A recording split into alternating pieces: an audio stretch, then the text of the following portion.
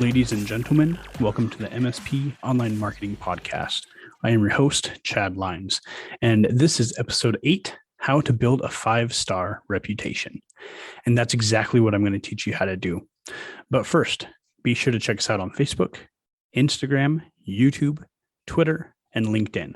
You can find us just by searching for Epowet, E-P-O-W-E-T. Now, last week, we talked about online citations. This week, as we talk about building a 5-star reputation, keep in mind that it's related to your online citations. The most popular platform for both reputation management and online citations is Google My Business. But having a good reputation on other platforms, such as Yelp or anywhere else that you can be listed online, is also going to be of great help to you. Now, I also want to stress something else right up front. What we're talking about today is technical SEO-focused stuff. But your reputation is entirely dependent on the level of service that you provide for your customers. My goal is to teach you how to maximize the benefits that you receive from providing a high level of service. If you're struggling with that, if you struggle with quality or with customer satisfaction, then you really need to address those issues first. Now, reputation management might sound like a big task, but assuming you're already providing great service, then building a 5-star reputation is easier than you might think, and the benefits extend far beyond just SEO. Let me share some quick data with you. 97% of customers look online for local businesses.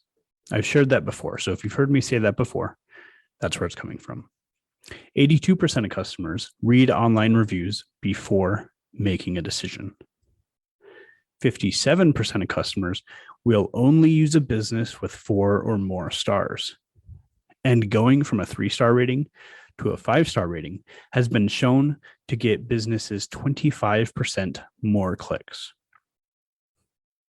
Now, it's been long understood that one of the most effective marketing methods is word of mouth. Getting a personal recommendation from a friend or a family member is almost guaranteed to make money.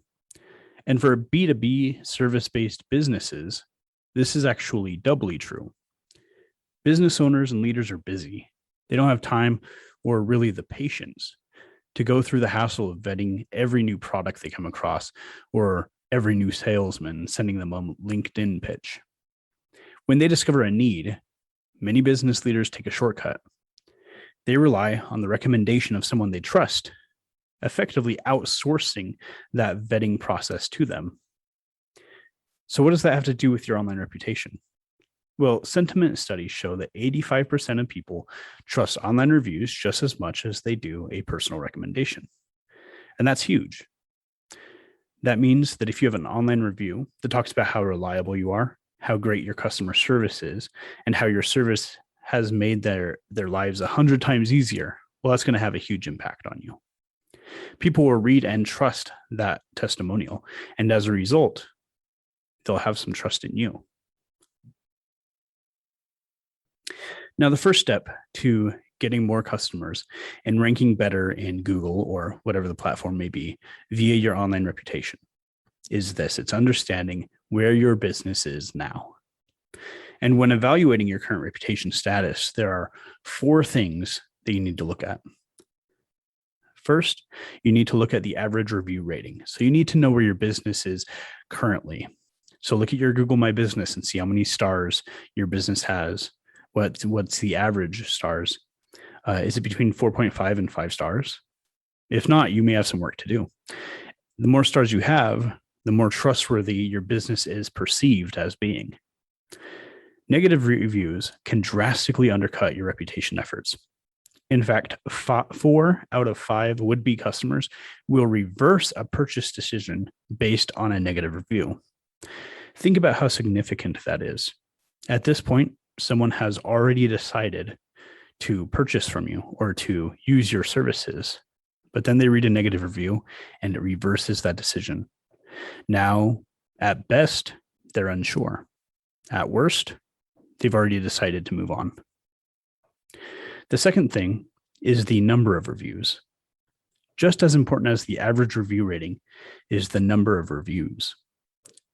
This may come as a surprise to some people. I think for most people, it's obvious that having a high review is good. Having 5 stars is better than 4, and having 4 is better than 3. But I think a lot of people underestimate the importance of having a large number of reviews.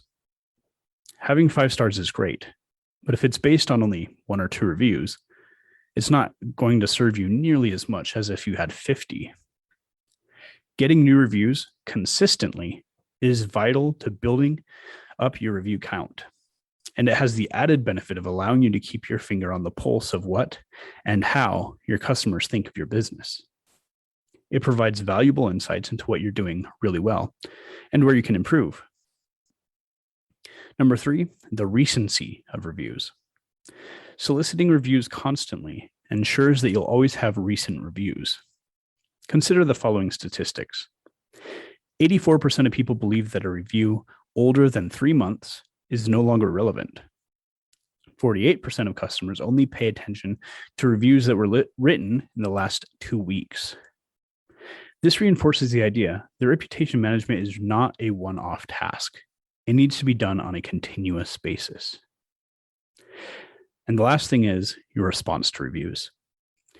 This one is also very often overlooked. You see, getting reviews isn't all there is to it.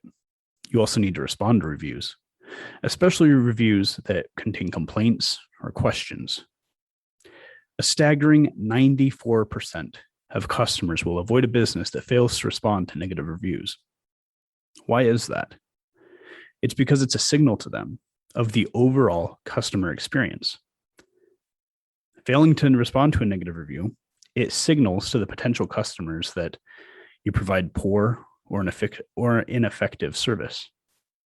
Maybe it tells them that you are not interested in caring for your customers, or that you don't try to fix your mistakes. It might also tell them that you don't care enough about your own business or your own reputation to defend it. All of these signals will turn your potential customers away. And that's why it's vital that you monitor and respond to your online reviews. Now, building your online reputation may seem like a daunting task. You have to make sure that your reviews are good, that there's a lot of them, that they're recent, and you have to make sure that you respond to them in a timely manner. But who has time for all that? Well, I'm going to give you a simple 3-step process. This is the same process that we use with our clients to help them get reviews on a consistent basis. It also allows our clients to monitor and respond to reviews without taking hours out of their work week. The first of the 3 steps is simply asking for feedback. As soon as a new customer signs up with you, ask for feedback. You can do this in your welcome package, onboarding email, or whatever the case may be. And in fact, next week, I'm going to go into some detail on how you can really get customer feedback and how you can apply that feedback into improving your existing processes, or perhaps even developing new processes. And when you ask for this feedback, ask for feedback on the onboarding process. Ask about how they felt about the sales rep, their account manager, and so on. Now, if you get positive feedback, then you want to ask them to leave you a review. If you get negative feedback, on the other hand, immediately seek to correct whatever circumstance led to that negative feedback and try to make that situation right. Then put the customer on a list to follow up with later. Sometime after the issues have been resolved, maybe a week or 2. Ask them for feedback again. If the feedback you receive is positive, then you ask for the review. If it's negative, then you rinse and repeat the process. However, if you find that you're getting a lot of negative feedback repeatedly, you will definitely need to revisit some of your processes and eliminate the friction that is in there. After you've received this feedback, and assuming it's positive feedback, then you will ask for reviews. When you receive the positive feedback from your customers, take that opportunity to guide them through the review process. Some of the reasons that customers don't leave reviews, even happy customers, is because they forget. And I think that's understandable. How many times have you gone to do something, maybe as a consumer, maybe as a business customer, and you were blown away by the customer service? You were happy with the service you received. The product worked as expected and it made your life better. And how many times did you leave a review? My feeling is that you probably had that experience many more times than you left a review about the experience. So reason one why people don't leave reviews is because they forget. Reason number two is that they don't know how. You may say, hey, can you please leave us a review on Google? And your customer will say, oh, sure, of course. And they'll get home and they'll get in front of their computer and they'll go to Google and maybe they're not sure what to do next. Maybe they go to your website thinking that they need to leave a review there. What you want to do, you want to make it painfully obvious to them what they need to do. And you want to do it right away. You don't necessarily want to give them time to forget. So one thing that you can do is to send them a link directly to your Google My Business profile or Facebook page or whatever the case may be, so that leaving reviews is as easy as possible. You could also suggest some of the verbiage that they used in their feedback. And that way you have some kind of idea of what to expect in the review. And you've made it easier for them to write the review, not by feeding them a script or making it artificial in any way, but simply repeating back to them some things that they said or wrote about your business. And when you do it like this, you're really accomplishing two things. You're making the review process as easy as possible by removing friction. People don't like to do hard things, and they don't have time to invest in helping you. It's sad, but it's true. And if you reflect on your own experiences, I think that you'll be able to relate. Even when you're happy with the service that a business has provided, it may be too much time or too much trouble to leave them a review. But by making it easy, you really overcome both of those hurdles. There's very little effort on their part, and it's not going to take them a lot of time. Second, you ensure that the review is honest and genuine. You don't want to feed them a script. Although Google SEO can't really tell the difference between actually, this is changing. At the time of writing, Google SEO can't really tell the difference between a honest experience and one that you fed a customer. But your prospects can. And as AI continues to evolve and Google continues to innovate, pretty soon they'll be able to tell as well. Having a dozen copy and pasted reviews or something that looks like it was copy and pasted, it's going to make you look dishonest and sleazy. And that's not the reputation that you want to create. By having your customers use their own words, you prove that your reviews are real and that the promises and benefits that you promise are genuine. Step 3, monitor and respond to reviews. By now, you've gotten feedback from your customer. You know that they're happy with your service or with your product. You've asked them to leave a review, and they have. And so now the final step is to monitor reviews and respond as appropriate. This allows you to do a few things. It helps you first to recover bad experiences. By responding to any negative reviews that are posted, you show that you do care. You care about your customers and you care about your business's reputation. It also gives you the opportunity to perhaps win over those customers. I've told this story before. I think I told this story in episode 1. But we had an instance one time where a woman was leaving a business. And as she did so, she was with her child and a dog barked at the child, scaring it. She left a bad review about the business. Well, as you can imagine, the dog, not belonging to anybody in the business or really being associated with the business in any way, wasn't the business's fault. And so we were able to contact the individual who'd left the review and talk about that situation, express empathy, promise to do our best to make sure that doesn't happen again. Everything within our power, of course. And not only did we have that individual feel good about removing the review? But they actually changed the review to represent the actual level of service that they'd received from the company, which meant a star rating of 5 stars and a very nice excerpt about the service that this individual received. So you do have the opportunity to recover bad experiences, not just to eliminate negative reviews, but to really serve that customer in a way that they need to be served. The other thing that you do is you answer questions. If one person is asking a question, you can be sure that many, many other people have the same question, even if they don't ask. In fact, it has been my experience, and I'm sure this is something that you can relate to. Most people who have questions don't post. They'll read through, they'll Google, but they may not post and ask. Most people are very impatient. They want to know now, and if the answer isn't available now, maybe it's just not available. It seems silly when you put it into words like that, but as people are browsing the internet, as they're researching companies or thinking about products or services that they need, doing that extra step of asking a question and then having to wait potentially days for a reply, it's not something that most people find very appealing. So by answering questions that other people have posted, you help everyone to understand your business better. You show that you genuinely care about your customers and that you have your finger on the pulse of what they need, both in person and online. It also helps you to amplify and repost good reviews on social media or your website.